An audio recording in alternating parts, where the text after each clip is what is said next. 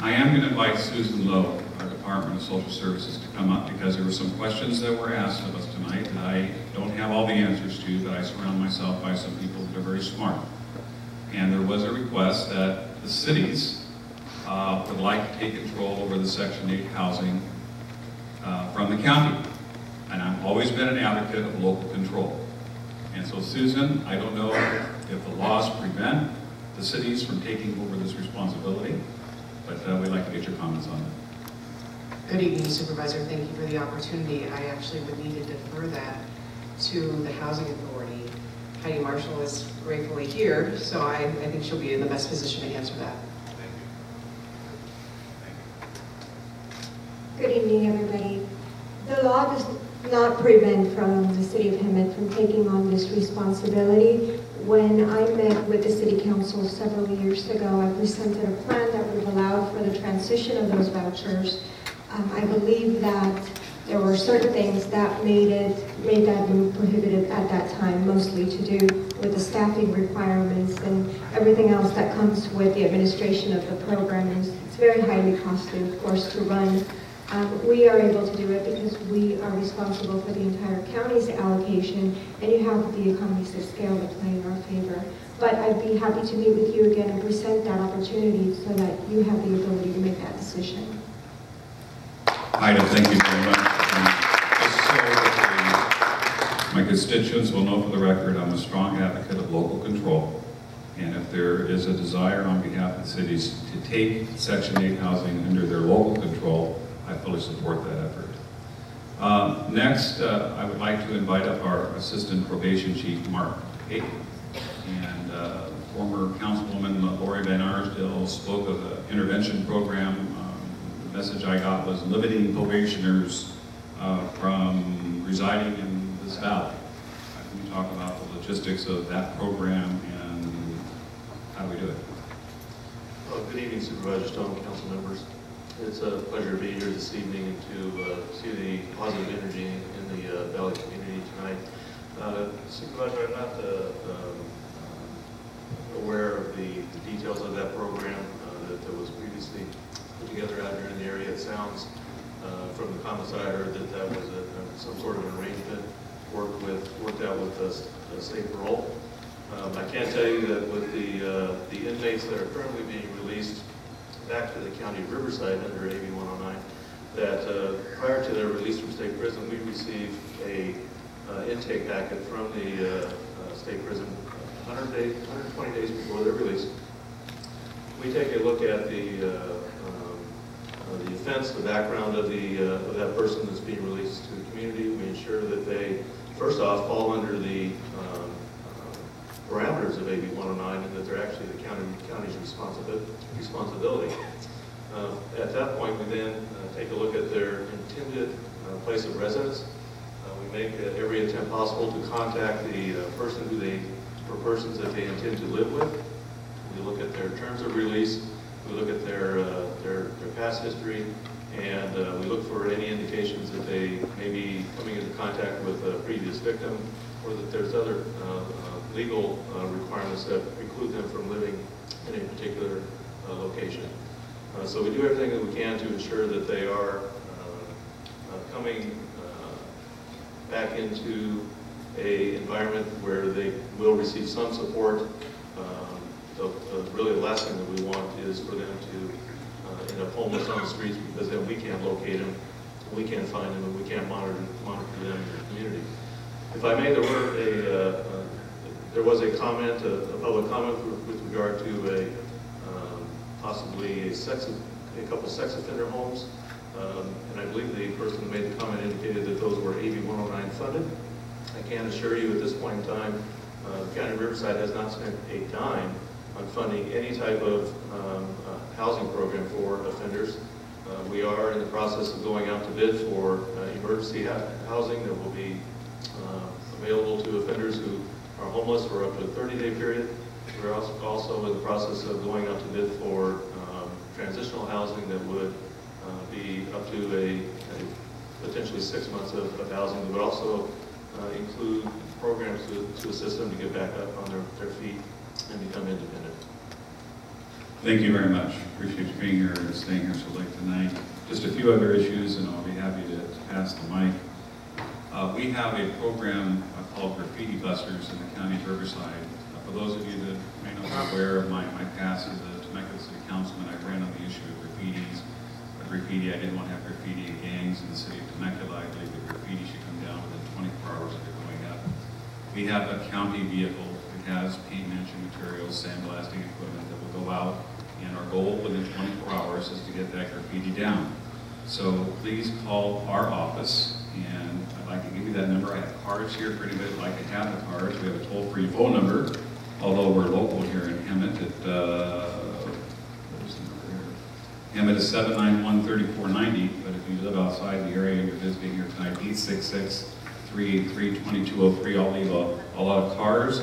Cards. A little bit slower. Yeah. I'll be happy to leave you some cards so you'll have all our information. We want to hear from you. If you see graffiti, please report it, because if we don't know about it, we're not going to be able to get out and get it clean. And two, if you believe that there's a sexual registrant that is living in a neighborhood that doesn't belong in that neighborhood, let my office know. Even if it's in the city limits, I don't mind partnering with my city officials and investigating whether or not that person should be there or not be there, because there's supposed to be certain radiuses away from places where children congregate. I'm going to be sponsoring some community cleanups in San Jacinto and Hemet. The county will pay for the trash bins. We're going to also have it where you can have hazardous materials brought in and taken care of. So if you have oil, if you have computers, we're going to have the appropriate disposal batteries, the appropriate disposals sites for you. We usually do it with high schools and high school parking lots, and we'll get that information out as we have those scheduled. I also heard tonight about Second Amendment rights, and I'm a very strong advocate of our Second Amendment rights, and I wrote a resolution on the board, from the Board of Supervisors, that was passed unanimously by our board, and it was addressed to our sheriff, letting the sheriff know that we support Second Amendment rights, and the sheriff is the one that CCW permits in the county.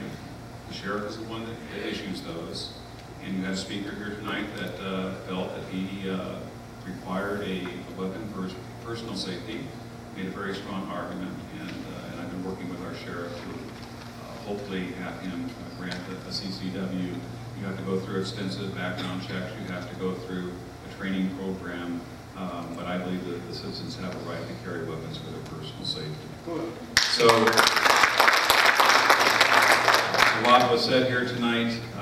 One other thing about our jails, we did something bold in the county of Riverside, and I take great pride in coming up with programs that nobody else has done.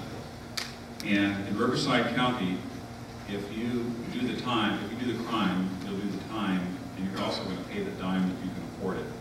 We now charge people $142 a day to spend time in our local jails if they have assets, or if they have real property, we will lien it. And also, each of our cities have the burden for every arrest that is made. $475 is paid to the county in the way of a booking fee. We're also charging the convicts for those booking fees, and we're sending them back to the cities so we can help them afford. The program was unveiled on July the 1st. We're going to get our first quarterly report in October, but I'm told in just the first month alone in August, the first reporting period, we billed $100,000 that otherwise would not have made it into county coffers. And so that is going to be hopefully a deterrent to anybody that thinks that crime is going to be easy in Riverside County. You better get your checkbook out, because you're going to be writing some pretty doggone big checks. Lastly, I mentioned earlier, I'm in the Valley. I'm spending a couple days a week here. This is my top priority. Your council is my top priority.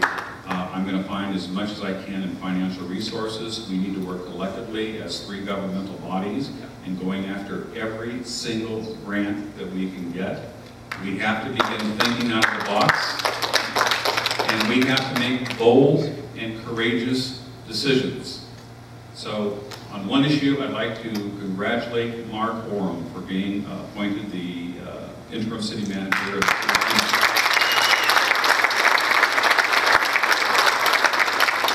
I also made recommendations that the city of Hemet considered for the interim position a gentleman by the name of Ron Bradley, who is UCLA educated and Harvard educated, has a degree in finance, used to work for the La Mesa Police Department, used to work for San Diego Police Department, probably one of the finest city managers I have ever worked with in my 20 years of public service.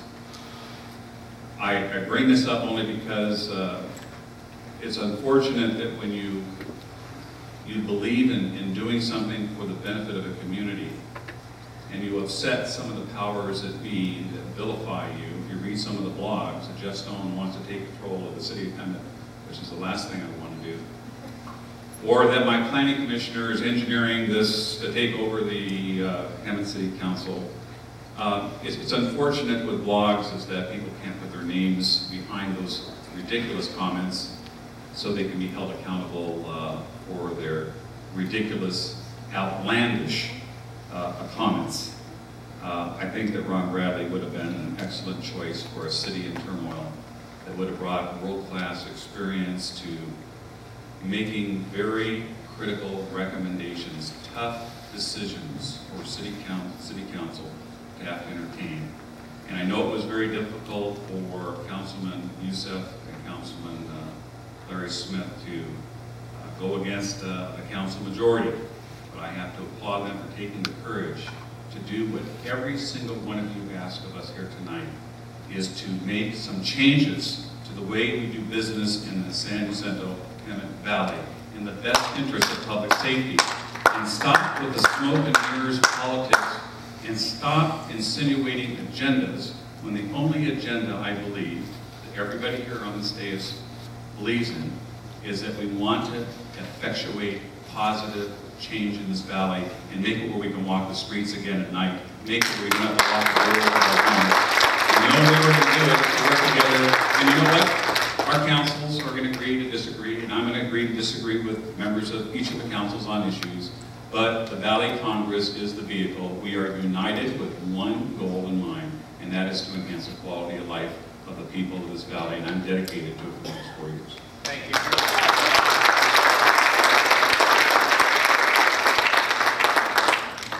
Again, I want to thank each of you again for coming out here again for a second time in 2 weeks. And thank you to each of you that stuck it out to hear some of the things that I want to follow.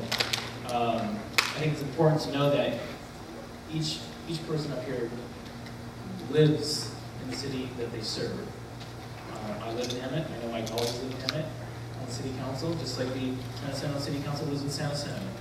The key is that we live in one valley. And one of the things as I was taking notes, is I kept tally marks and tick marks of general themes. And there was a couple of tick marks to impose a tax. There was a couple of tick marks not to impose a tax. But the two biggest that I saw, whether it was insinuation or directly spoken, was find a way to share resources between the valley, between Riverside County, San Jacinto, and the city of Hemet.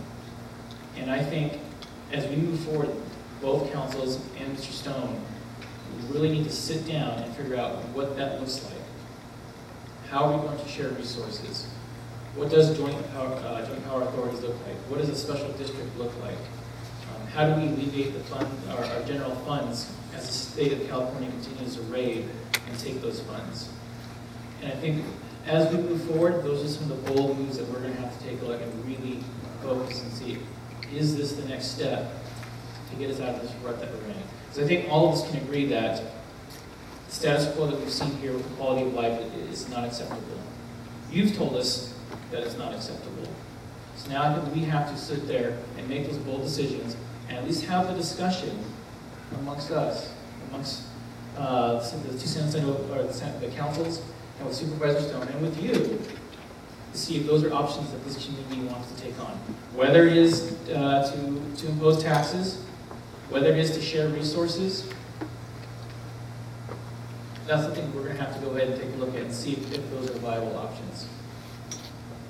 I'm committed to continue to work. I think one of the best things, and Supervisor Stone said it best, that in the past, San Jacinto and Emmett have had this turmoil relationship, this hostility, this competitive nature, where those years could have spent relationship building between the two cities in this valley. I know that my colleagues in San Jacinto would agree with that, and I know Supervisor Stone's seen a big portion of that, and seen the contention between the two.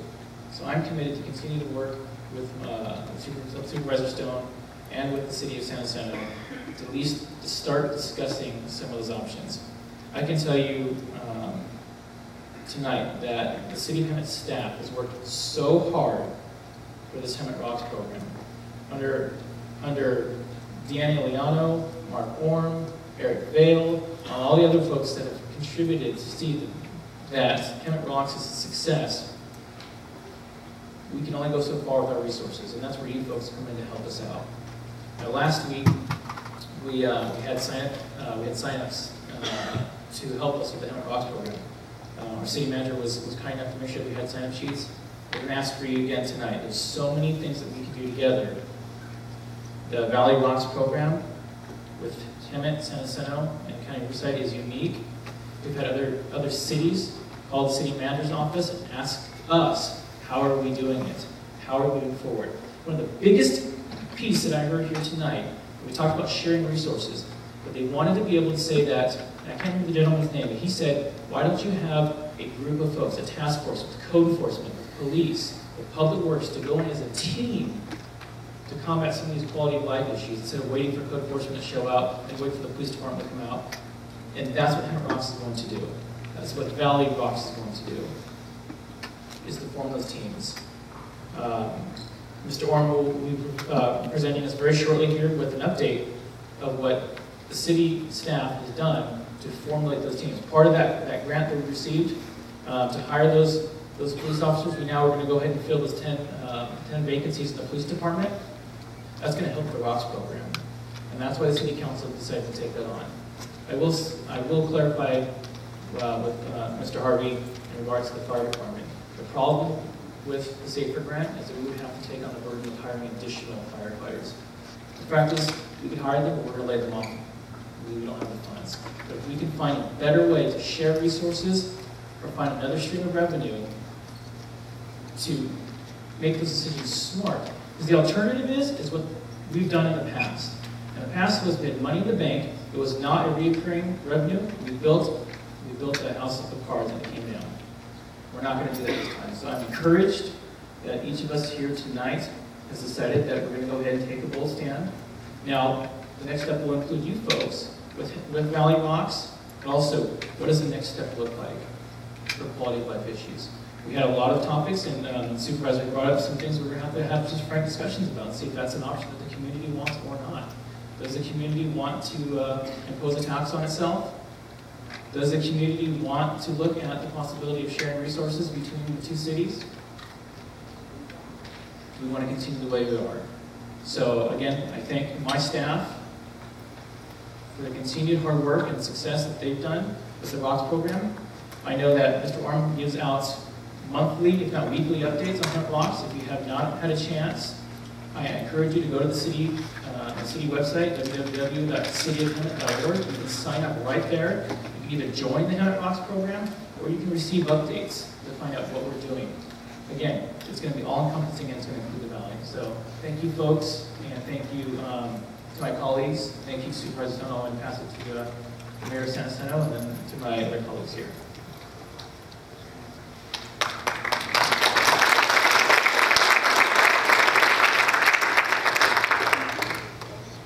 I definitely concur with the supervisor and the Mayor Youssef on this.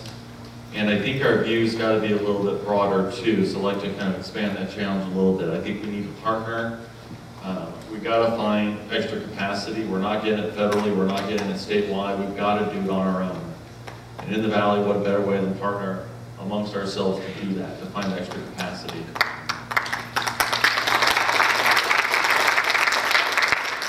With that being said though, as much as we're forcing the right the wrong people out of the valley and finding a solution to do that and cut costs. And the supervisor probably knows this best because he was a successful city council member in Temecula during the boom time, or coming out of the recession into the boom time, is that we've got to partner to find ways to bring the right people in and to bring jobs into the valley. We used to use the pageant, we used to use other ways to bring the right people in and do the heavy lifting.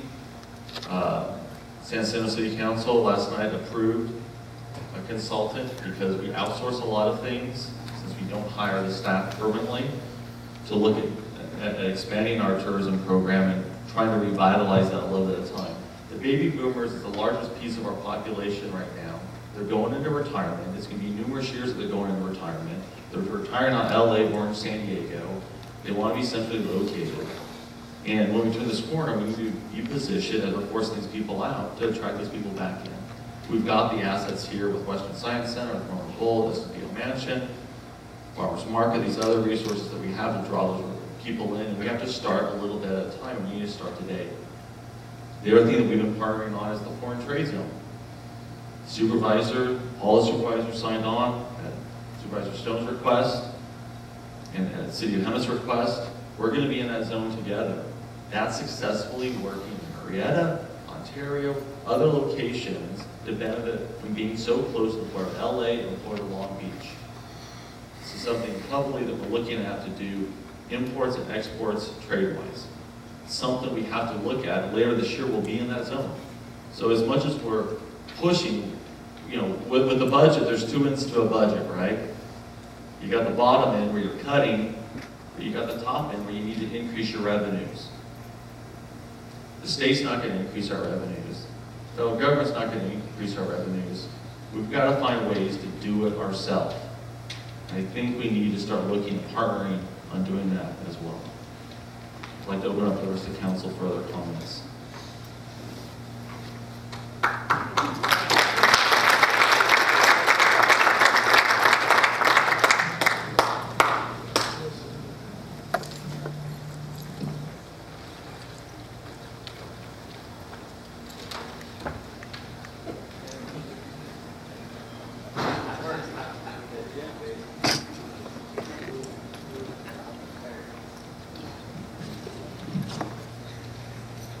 Making noise. Anyway, we've had a lot of conversation tonight and some good stuff talked about. We need to leave here with something that's tangible that we can go out and attack right away. And let's start with an issue that everybody in this building's had issues with, and that's the panhandlers. Let's go out, not a dime more to these people in town. You people have come forward with your social media. Let's get it out on your social media. Let everybody know in town we're not going to take this anymore. The cards are out there from the Kiwanis Club. We need to get busy on this and move forward. This is something simple that we can get to working on now. We don't have to worry about it in the future. But like Jim said, we need to have compassion, but they have the ability to help these people if we're willing to just say no and move forward with that. You need to let your leaders know in Sacramento you're not happy with the whole early release of these felons.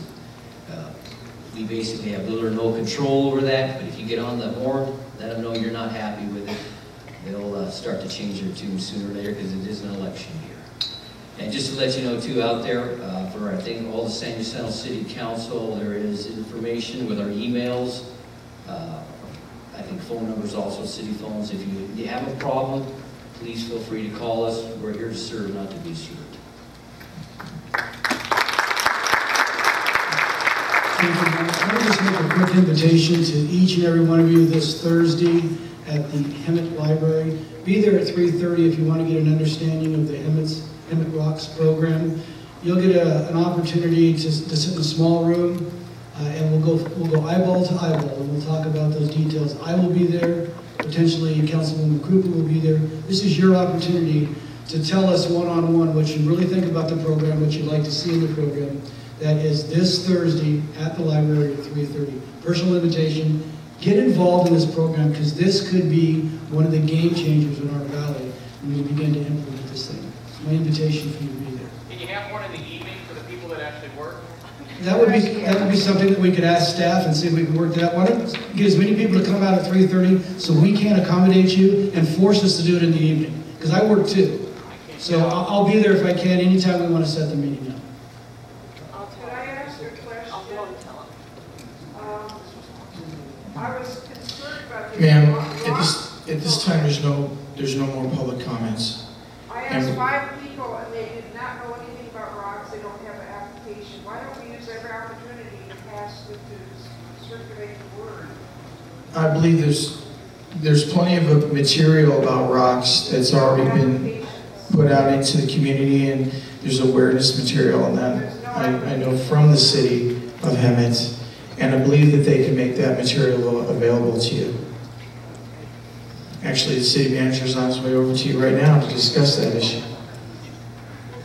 Folks, I just want to say that I'm really encouraged tonight that you guys are not the ones that want to sit in the grandstands. You want to be on the field. You want to be a part of making a difference. And when I first got elected back in 2010, somebody came to me and asked me, why do you want this thankless job?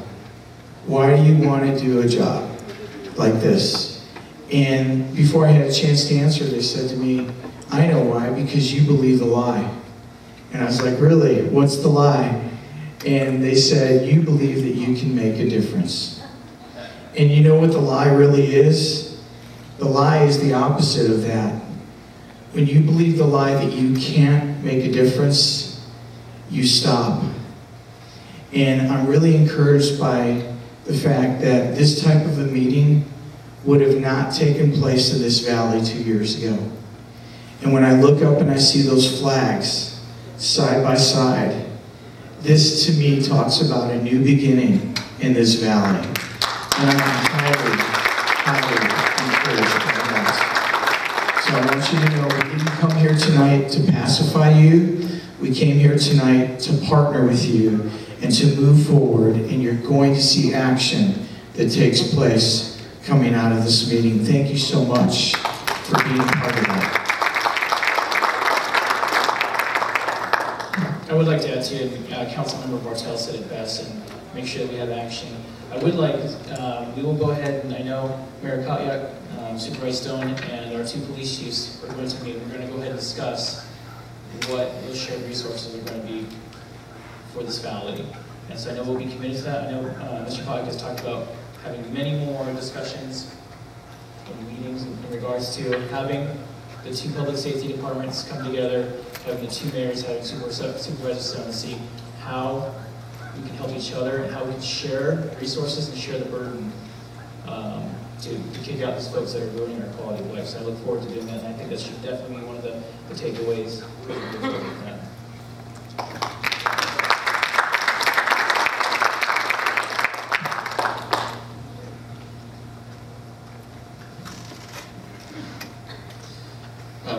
I definitely concur with that. I think we need to give staff direction to look at those possibilities. Those numbers are fairly easy to come up with. Those are numbers that we all have. It should take a matter of weeks for us to pull those numbers together and see if there is any benefit to it. If there isn't, there isn't. If there is, it's something to consider. And I think we need to do that. I would like to see us set a date to where we're going to have another Valley Congress meeting and we can share those results with the public and what action possibly can come from that. I'd like to see October 1st set for that meeting, 6 p.m. at Hemet Public Library, or 7 p.m. at Hemet Public Library, potentially. We could meet prior to that, look at the results from staff, and bring that to the meeting.